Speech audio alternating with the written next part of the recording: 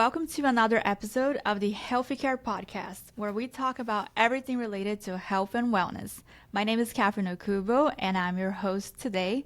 And we're shooting directly from the offices at MPB Health. And MPB Health is your solution for alternative health insurance. And today we have a very special guest with us. She is Julie Gibson Clark, a health enthusiast, biohacker who spent over a year holding the second-ranked spot on the Rejuvenation Olympics leaderboard. And this single mother happened to beat Bryan Johnson in his Rejuvenation Olympics on an $150 a month budget versus his $2 million a year. This is pretty amazing. Julie, welcome to the HealthyCare Podcast. Thank you so much for having me, Catherine. I'm thrilled to be here, having been a MPB customer since the very beginning. So, yeah. That is amazing, Julie. Yeah. And I think we just kind of have to start from the stats. How did you achieve this? How did you beat Bryan Johnson? Yeah. Well, first of all, I want to point out I didn't set out to beat him. In fact, I didn't even know who he was until I was on this leaderboard. So what happened was I was testing a product that is good for longevity and good for your pace of aging. And as part of that, they were measuring my pace of aging. And they said, hey, do you want to be on this Rejuvenation Olympics? It's this new thing. And I kind of got on the site. And at the time, it was basically it was almost like Facebook for biohackers, really, because it was like everyone had their own little profile page, and then you could see what their pace of aging was, and then what, biohacks, or however you want to say it, like protocols that they were doing. And then if it moved the needle on their pace of aging. And so it was really interesting. And I thought, oh, this will be great. Like, we can all learn from each other, and then it just kind of turned out after 12 months of being on that product and, implementing some really strong, like a strong foundation of exercise, diet, sleep, all of those kind of things. My pace of aging happened to be slower than Bryan Johnson's. And then that's when a reporter was calling me and, people were like, whoa, then I looked into his protocol and I realized, like, oh, this guy is spending a lot of money on stuff. Yeah. And I just was like, maybe I sound Pollyanna about the whole thing, but I was just kind of like, I'm out here doing my thing. I've been into health, and I don't want to say alternative. I guess so. Kind of, I've gone through the alternative health world to a certain degree, but, just after 25 plus years of experimenting, you kind of see what works and what doesn't. And it's really just all those basics. Anyway, so just kind of basically doing those things, eating right, and one tiny supplement. Like I said, I do take this one from a company called Novos, and that really did make a difference. I am an affiliate for them, but I'm not, I'm never paid by them or in any way. So anyway, but it did make a difference. So that's how I beat him. I didn't set out to it. I didn't know who he was. I just was, like I said, just doing my thing. And that's, it turned out to be very good. It turned out to work out really well. How interesting. So it was pretty much you fell into it. You didn't even set out to do it. Yeah. Wow. And I need to point out now, like his pace of aging is much slower than mine. I've had some issues with a supplement, and then consequently my hormones that kind of sped up my pace of aging. It's still good. Like the last time I measured it was like 0.76, which is great. That's still really good. Anything less than 1 is good. But I was at like 0.65. He's gone down even further, which, I could have predicted as well, because when he was where he was in his journey when we started this whole thing, and like when I was beating him, he was maybe, I don't know how many years into it, but not very long. He had this whole career where he was living pretty unhealthy, from what I understand, from his, from his documentary. So, these things just take time. Some of the things that we do, sleep, diet, exercise, like to see results can take years. And I had been kind of focused on those things for, like I said, about 25 years. So, yeah.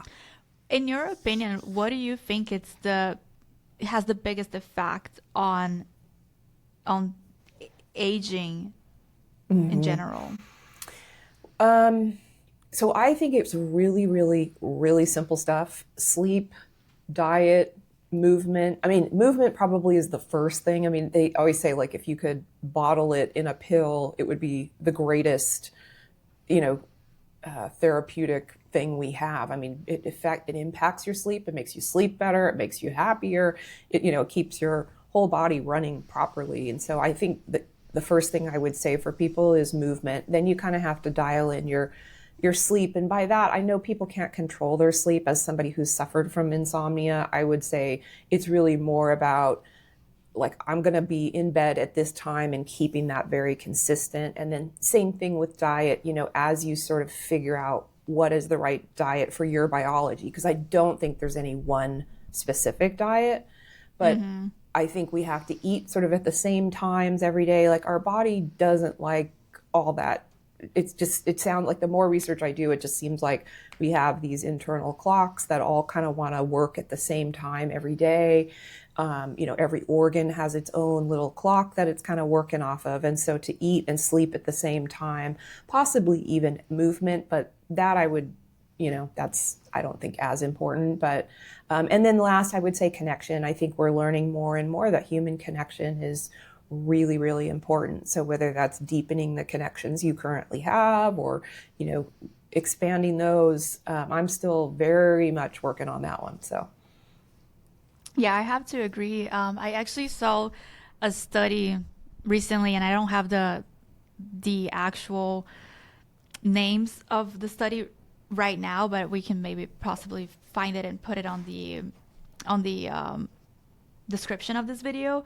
But I saw that, especially with men, if they don't sleep well, it basically changes their hormone levels, and it could go up to 50% of a decline in testosterone hormones because of lack of sleep, which is like a huge difference just from sleeping alone.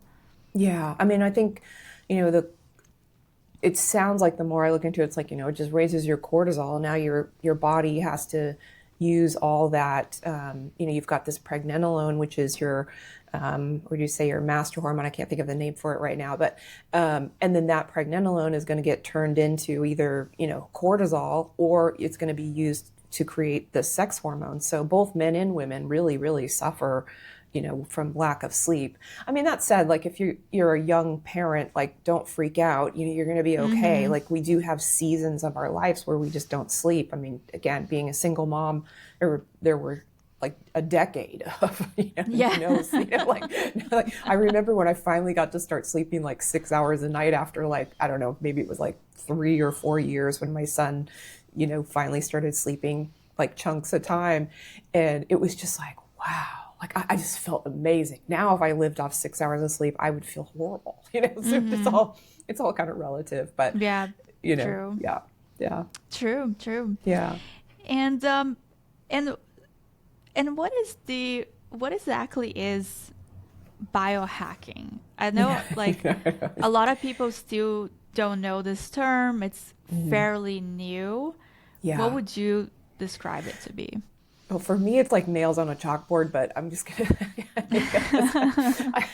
I mean, it's just another name, but if you really are using the term biohacking, you're talking about using science, technology, self-experimentation to just optimize your biology, your mental and physical health, really.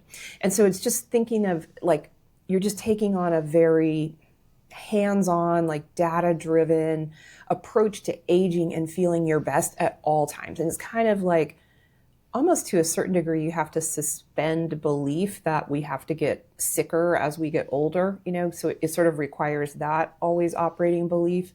And then biohacking adds this layer of, like, there's some sense of using tech and, a lot of supplements, and again, your experimentation and then testing and things like that. So I call myself a reluctant biohacker because although I sort of fit in that world to a certain degree, I don't use all the tech, and I'm not, I'm still, let's just say this, I'm less motivated by always looking at my data. I definitely check in on things, but I'm not as voracious about collecting that data as maybe other biohackers are. I try to go more on how am I feeling? Is my body operating properly? You know, those things have always been more important to me than what the data is saying or collecting the data. Sometimes I get too anxious if I'm always collecting data. So, but yeah. Yeah, I can understand that too. It's kind of like when you're trying to lose weight, if you're focused too much on how many pounds you lost versus how you look. Yeah. Yeah. Yeah, absolutely. Or if you get on the scale like 5 times a day, like that's just, you know, and you're not seeing the needle move, that can be very frustrating. And so, yeah, you know, that's kind of like the always checking in. I mean, I definitely do blood work. I try to do it, you know, once or twice a year, and I'm checking in on certain things for sure. Like you know, like my A1C, I'm definitely doing like that twice a year. But a lot of things I'm just kind of doing annually, whereas like a typical biohacker is looking at a lot of these things on like a monthly or more often basis. And it's too much for me. So, yeah. Okay, got it. And well, I think you already kind of tapped into this, how you got into this world, but was there beyond that basically experiment that you mentioned that you were in? What made you decide to do this? I think probably many people can relate to this. Like when something goes wrong or you feel horrible, you want a solution. And for me, that started at age 30. I was easily 40 pounds heavier than I am now. But what was going on is I had all this acid reflux, and I had already been put on an antidepressant because I had gone through like a marriage, a divorce, I was told I had 2 lumps in my left breast, and I was still kind of waiting for those results. And I had to move like 4 times. I quit my job that I had gone to school for, and I didn't know what I was going to do. And I quit my job as an engineer just to like become a waitress because I just didn't really know what I wanted to do. And I was so stressed out. And this man tried to kidnap me at knife point. What? Just like, had all this acid reflux. Yes. Oh my God. You know, I came out fine, obviously. Nothing happened. And all my friends call me Julie the Brave now. So, you know, thank goodness. Wow. Yeah. But, you know, all this was going on. And so I went to the doctor just saying, you know, I have this burning in my throat. My stomach doesn't feel good. And she's like, oh, here, you know, here's it was like an antacid. And it was just kind of like, okay, well, you'll just have to take this like the rest of your life kind of thing. Like I'm already on this antidepressant. Now I'm going to add this medication. And I just was like, in my heart of hearts, just kept thinking, I don't know, like, shouldn't we look at what I'm eating? Like, I wasn't putting together like the amount of stress I was under, but I just kept thinking like it had to be something I was eating, because if it's stomach related and gastric related. And so I was like, okay, I took the medicine, you know, the prescription, but I never filled it. And I just thought, let me just go see what a naturopathic doctor has to say, you know. And I mean, that worked brilliantly. You know, she said, just get off all wheat and dairy and see how you feel. We'll start there. And she put me on this like tummy healing tea. And sure enough, within 2 weeks, not only did I have no acid reflux, I was losing weight. Like I couldn't, you know, just was like, this is amazing. You know? And I'm not saying, like, I still eat bread and I definitely eat cheese, and I had cream in my coffee this morning. So it was only something I needed, you know, for a little while. And then she was the first person to ask me, like, well, what is your diet like? What are you doing? It's like, oh, well, with all the stress, I was drinking like a bottle of wine a night. You know, like, do you exercise? And I was like, no, I really haven't exercised. And I love, you know, I was a swimmer. I was always very active. And I just was like, it just occurred to me like, oh yeah, I guess I kind of have to do all these things. So that's where it started, because I had such good results from her. And then when I went back to see her, I don't know, it was 2 weeks or a month later, she said, you know, if you wanted to try to get off your antidepressant, we can look at that too. And so she put me on what she called a nutraceutical protocol. And that was the first time I had heard that term. So we're talking like, this is around the year 2000, maybe like 1999, 2000, something like that. Actually, no, it would have been, 1998. And it worked beautifully. I mean, I was only on the antidepressant for like 18 months to, a year to 18 months. So it was pretty easy to get off of it on this nutraceutical. So anyway, all that to say, from there forward, anytime something would go wrong, I thought, well, I might as well try the natural approach first. And then if that doesn't work, then we'll bring in the big guns, And so then it becomes, well, what is that natural approach? What is the best thing? Like, what is the best diet? I love to cook. And I'm like, if I'm going to take time in the kitchen, what is the best diet? And so I've just, like I said, spent 26, 27, 28 years, almost 30 years in that exploration of figuring out really what works for my biology and optimizing those things for me. So that's kind of how I fell into it. There's more to it, but we could go on and on and on. But that's essentially, like you feel bad, you go get help. That help really worked for me. And I don't know, I just feel like, thank God, like functional medicine and other ways of looking at the human body and our healthcare, we all know, is sick care. So we know we have to kind of go to other options to be healthy. So I'm grateful that the industry has sort of caught up with that type of thinking. Yeah, that's really, really interesting that, you kind of decided to go on the other route, because a lot of people are so influenced by traditional medicine and doctors, and they think that's the only option they have. But you went outside of that world into the natural, more organic approach, which is exactly how I feel. Same. And I same thing. Like, I used to have a lot of issues with acid reflux, and that's why I don't drink alcohol, because any time that I did, it would give me issues. But the teas, all the herbal stuff works really good, much better than medicine in my case, right? Everybody, obviously, there's people that need to have medicine. Yeah, we're not telling people not to have medicine. Yeah, but I think, like you said, it's very particular to the individual.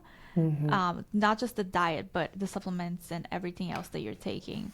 You kind of have to be your own doctor a little bit too. Yeah, and let me point out, I am not anti-medicine by any means. My brother was an ER doctor. Like, I really value what they're learning, what their training, their education, and what they're recommending. I have zero issues with that. I just want to take the, okay, that's great, but that's step 3. For me, it's like, okay, am I sleeping well? Is my diet okay? Am I doing all the right things? Okay, can I get a little bit of help with, some herbs and supplements? Will that work? And then if those things aren't working, then I'm going to look at medications and things like that. I think that's a more healthy approach, I guess, for like keeping your biology, just having had medications that have kind of put me out of whack. It's just better for me to start kind of on this end of things. Whereas some people, you definitely need medication for certain things. Like my mom has Parkinson's, like she needs medication. Like that's, I have a niece with a heart condition. She needs medication for that. Like she's not going to, there's certain things that we need that for. And if I broke my leg, like, I'm not going to worry about the herbs, Yeah, good point. So I'm going to ask you something that we actually, it's kind of out of the script, but I think it's just interesting from what you just mentioned. I know a lot of people that also have been on antidepressants, and they had a really hard time getting out of it. How did you do that switch? Yeah, well, and I was on venlafaxine, I was on venlafaxine, which is very apparently addictive. Well, thank God nobody had told me that. So I didn't have that sort of mindset going in. It was just like, okay. And she put me on, I hate to tell people this because I don't want people just experimenting, because I do think, especially depending on how long you've been on it, you do need to be working with a medical professional. but she put me on L-tyrosine, and that was just a game changer for me at the time. Now, if I try to take L-tyrosine, it would make me anxious beyond belief, so Oh, really? it's very interesting, like where my biology was then and where it is now. But, and I think there are other things out there now that can be very helpful, but it depends on what's going on for you biologically. Like, some people have a lot of anxiety, and that can be caused by overmethylation. And some people have, other things going on, and it has nothing to do with overmethylation. So there's so many different reasons for the, depression or anxiety or things like that. So I think the greatest thing you can do if you're interested in no longer being on an antidepressant is to go to a functional medicine doctor and, go to ifm.org, find somebody and ask them to help you, because they'll really look into the source. Again, I'm not affiliated or anything like that, but that's exactly what I would do. And I'm certainly not, like, I think there are seasons of our lives where sometimes we need the medication, and it's not a failure to take it. I've had family members who definitely, needed it, but it was like, okay, we need it for like a year, and then they came off when things were better. So why not take advantage of all that learning, science has done for those types of, you don't want to be miserable, because being depressed too can kind of snowball downward. So sometimes just getting that medication can kind of bring you up to a place where it's easier to, like, okay, now I can start taking care of my health, and then you can phase out that medication. But anyway. Okay. Yeah, that was the other thing. I started exercising too. Like, I started lifting weights, and now, like, we're learning, like, weightlifting is a really great antidepressant. So, yeah, that was certainly part of it. Yeah. And talking about exercise, what would you say are the simplest and lowest cost habits that will create the biggest health impact besides exercise and sleeping well? Yeah. So exercise is like top habit to do. Yep. Sleep consistency.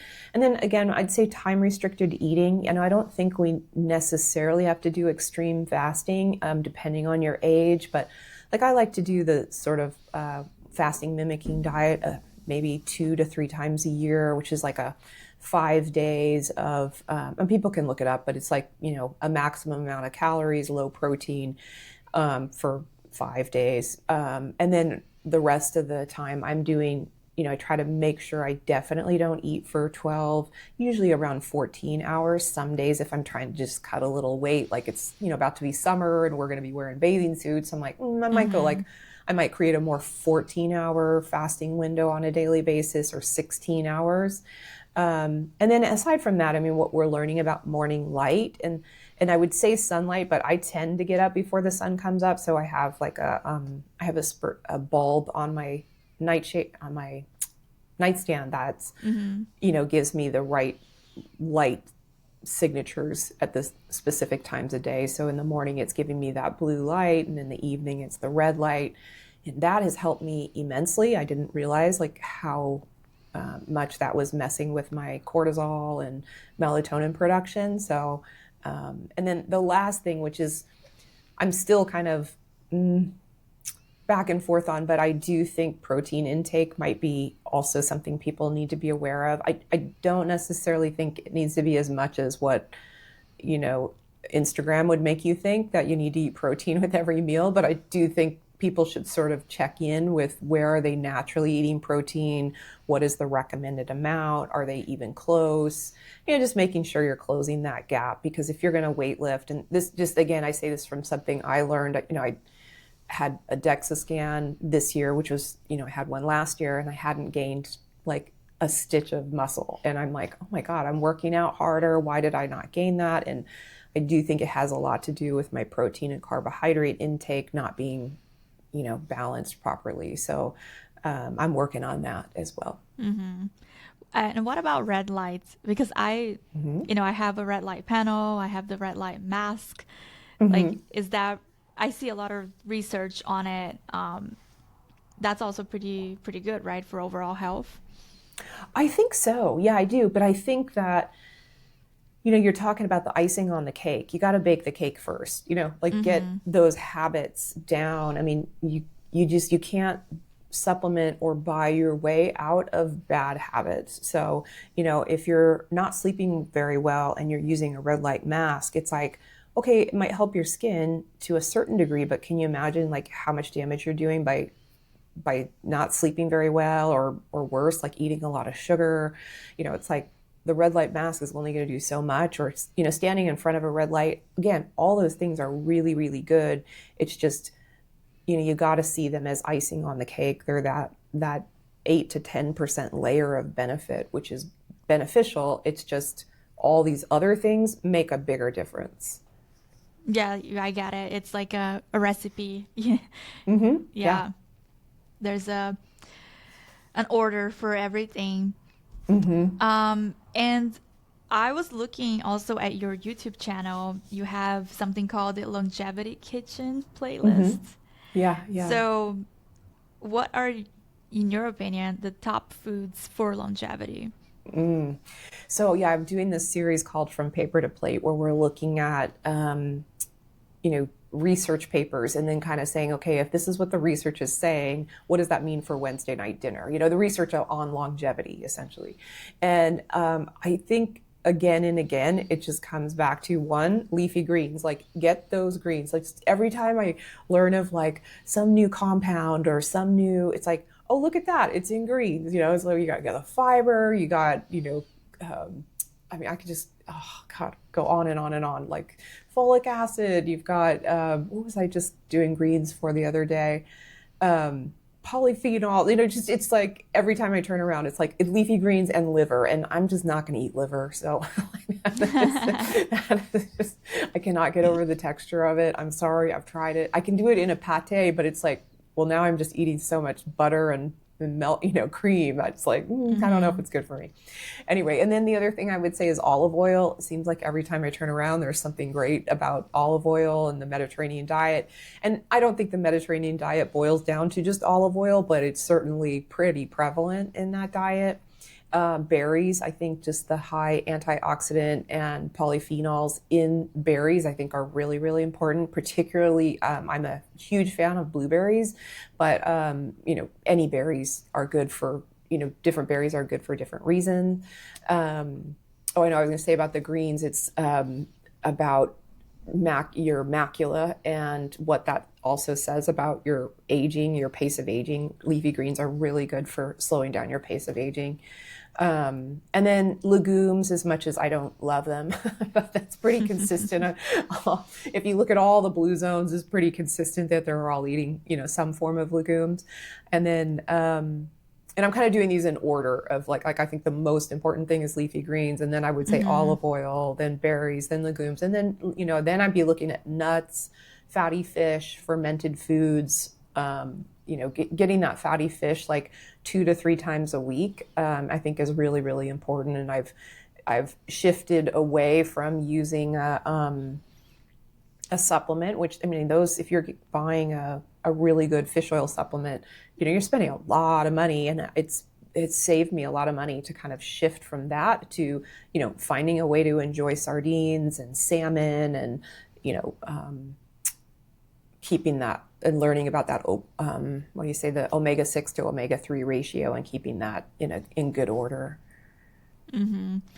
Yeah. And, diet is very, very important. I think that's probably diet and stress, one of the biggest factors for health.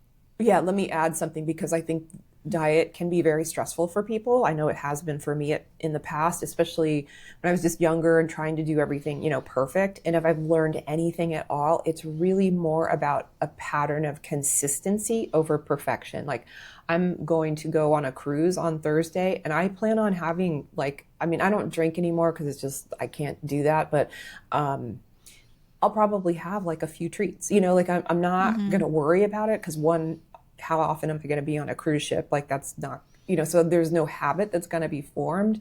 It's just like, when I look at my house, that's where my habits are. And so I try to make sure that pattern is really tightly controlled for health. And anything else. Like luckily, like my son is home right now for summer. So like I might bake some cookies, but I know that like he'll eat them because I enjoy baking, so, but again, just not to cause anybody more stress. You have to, like, I don't think there's any one right diet for any one person. And, maybe somebody out there is like, no way, I can't eat greens because of the oxalates. Okay, well then that's, a completely fair point.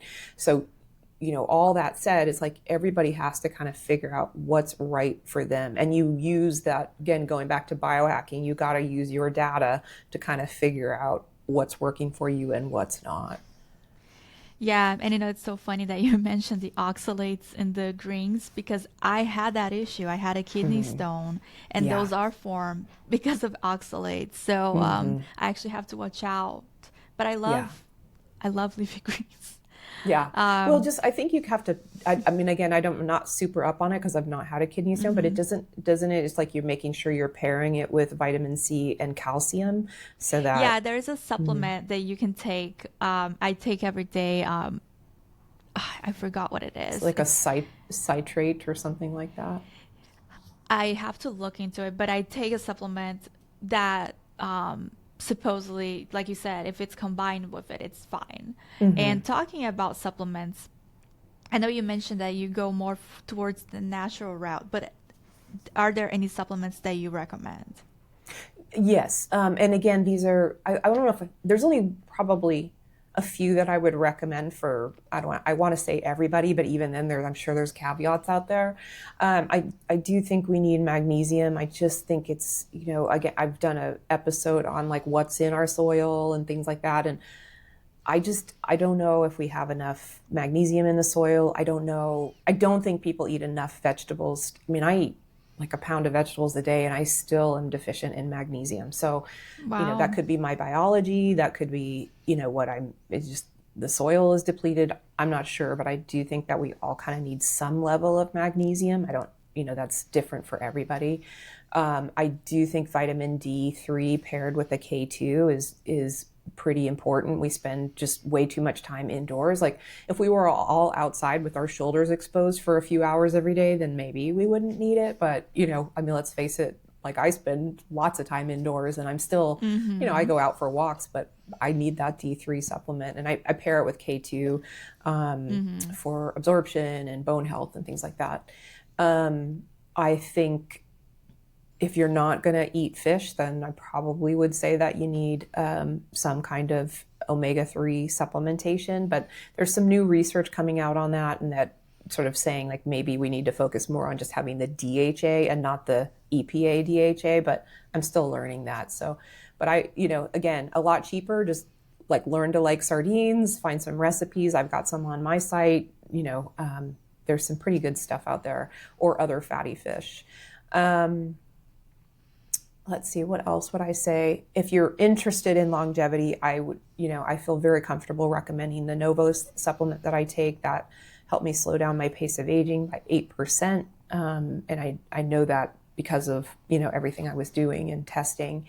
And it's a remarkable supplement. Again, yes, I'm an affiliate, but I'm not paid, on any regular basis by them. What else? I think that's it. It's all on my website. Like if people want to go to my website, I have like all the supplements I take. And I think there's a sulforaphane supplement that I don't have on there that if you're not going to eat broccoli and, and do it properly, you probably want to be taking some sulforaphane supplement. That could be helpful. I think that's about it. Yeah. Yeah. I also take lots of supplements. Everything that you mentioned, basically I'm taking as well. And there's so many others that I don't even remember right now. Uh-oh. Just in my office. It's like a huge basket of them. But okay, cool. So now let's switch gears a little bit and talk about healthcare. As you mentioned on the beginning of the podcast, you are a member with MPB Health, which is health sharing. It's different than the traditional health insurance. What made you, choose MPB Health? Like, why didn't you go to the traditional health insurance? I mean, for sure, the biggest thing was cost. I mean, that's what caught my attention. Like, I was looking at Obamacare, and it was going to cost me, I think it was like $1,200 a month, and that was with this, some subsidies. And I was just like, oh my God, that's like almost my mortgage. Like, how is that? And knowing that in the past, when I had health insurance, I rarely used it. I mean, I used it for having my baby. I used it for like a few things, but most of the stuff I was doing wasn't covered by health insurance. So I just kept thinking, well, why would I pay all this money for something I'm not even going to use, really? I mean, it was just more like, I just kind of need it for an emergency. And that was the emergency cost. That wasn't even like if I wanted to really kind of be using it on a more frequent basis. And so MPB at the time when I signed up, I think it was like $300. It's gone up a little over the years, but not horribly. And, I could take that savings and use it for all the other things I was going to have to pay for anyway. And quite frankly, when I heard about MPB, when my rep described it to me, I was like, well, isn't that how health insurance works? Like, I thought, like if I had to explain health insurance to my 5-year-old, I would basically be explaining MPB Health. Like, it's like, when did health insurance become like something that, I know this from my brother, like where they're telling the doctors how they can and cannot practice medicine, and then telling us like how much, you can spend on these certain things or how much they'll pay for things. It just seems like a huge, I mean, it almost seems illegal, but it's like a mess. It's just a mess. And so when I heard about this, I was like, well, seems so simple. It seems like what health insurance used to be, and somehow it's become this big monster. Mm-hmm. Yeah, that's very interesting, because I think you put it right on. Like, health insurance has kind of become this control mechanism behind the scenes, right? Instead of the patient-doctor relationship as how it should be, the health insurance kind of goes in the middle, and that's where the health share, I think, really shines, because it gives you that control of your health back to you. Like, you got to be more responsible to be in this type of membership, because you have to keep track of your bills, your invoices, and be relatively healthy too, right? We don't want somebody that is eating junk food every day or drinking alcohol every day to be part of the community, or else they're going to be using the funds much more. But if you are healthy and you're responsible, then it makes a lot of sense. Would you say that this approach in MPB Health like fits your personal wellness and healthcare approach? Yeah, and I think, just for the average person, when I describe it to them, it's like, it's so easy to weed out people that aren't going to take control of their health, because it's like, for me, it was like, I'm going to be healthy. Like, I know I'm going to, like, I really don't think I'm going to need insurance. I have it there for, God forbid, I get a gallstone or like, just something, something major. But for me, it's an easy part of how all this, again, how it should work. So, I love it.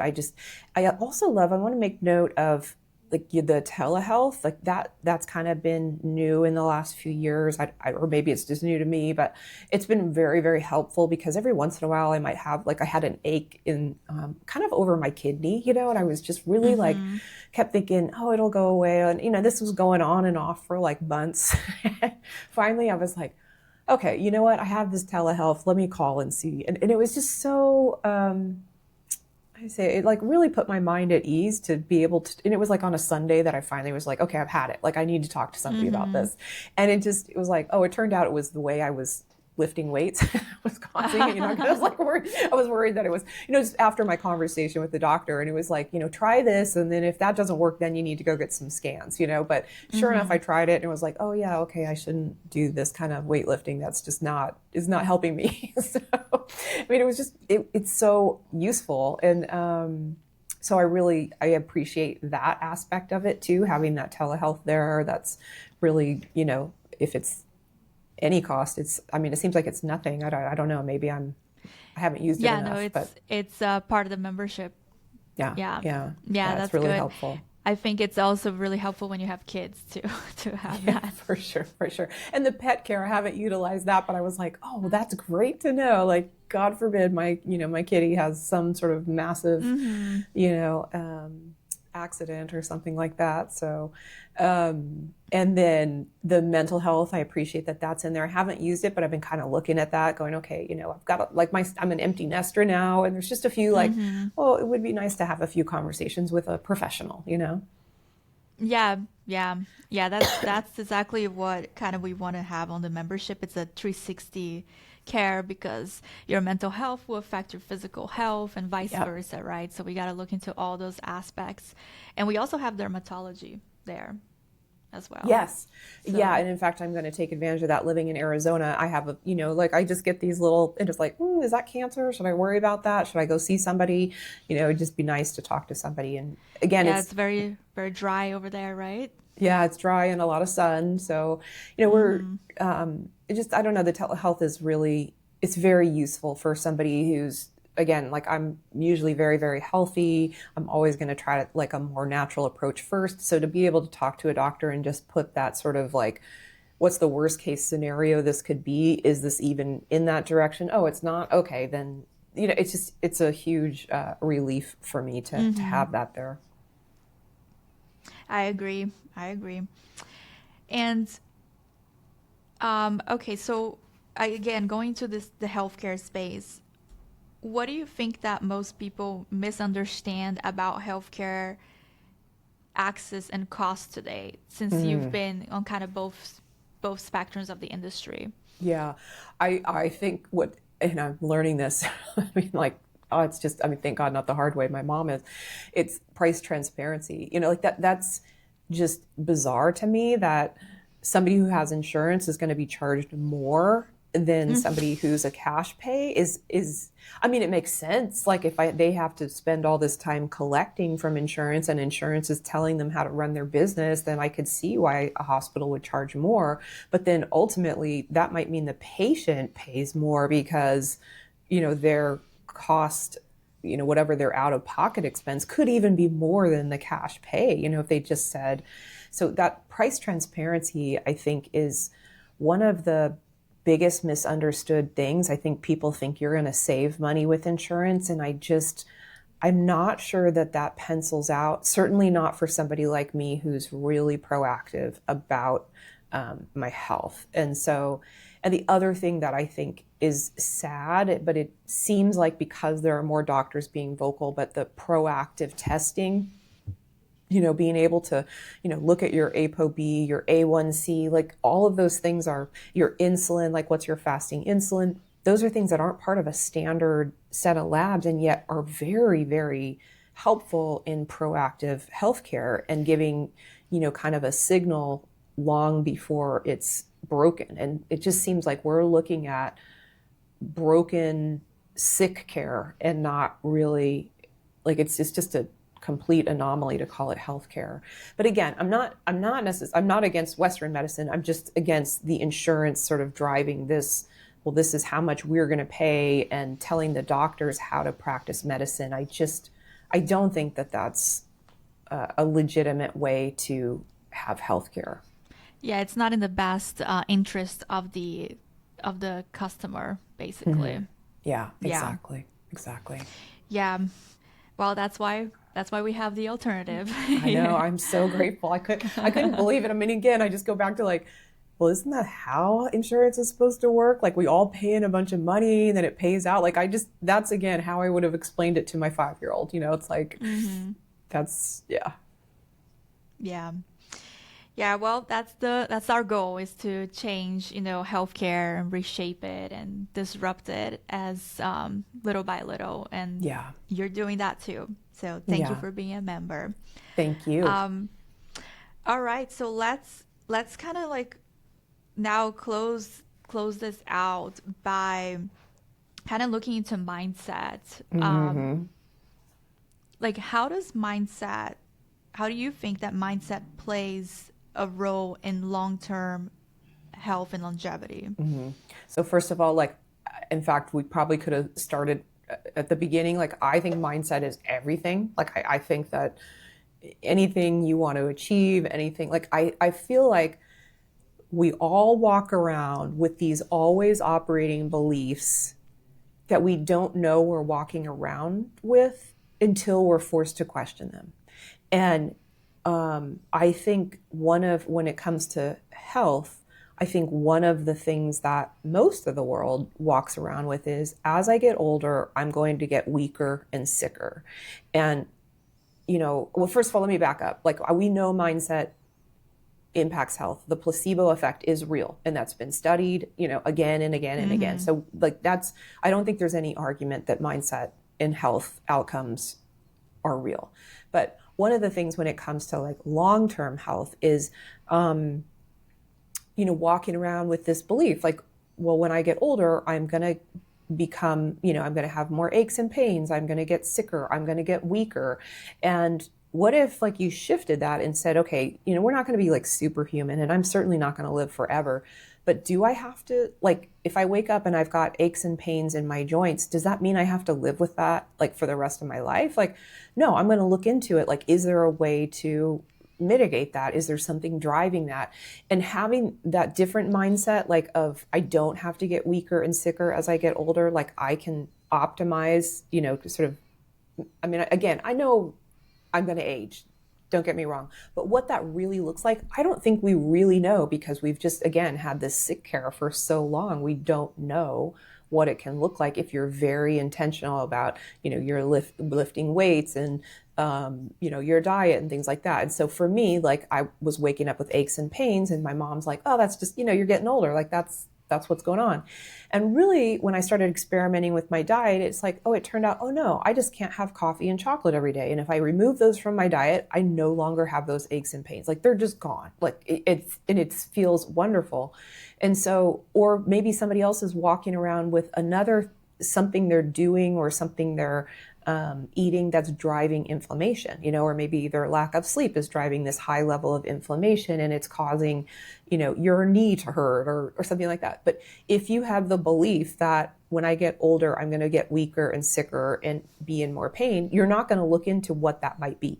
Whereas if you don't operate with that belief, or you have that opposite, you are going to look into it, and you might actually find some answers that could relieve that, and also make all these other things downstream a lot healthier too. So I do think, like, we need to let go of that belief. And again, whether we're going to live like superhumans, that remains to be seen. But I don't think we know what it looks like to age, with strength and vitality. Really, I don't think we have a huge pool of people that are doing that around the world.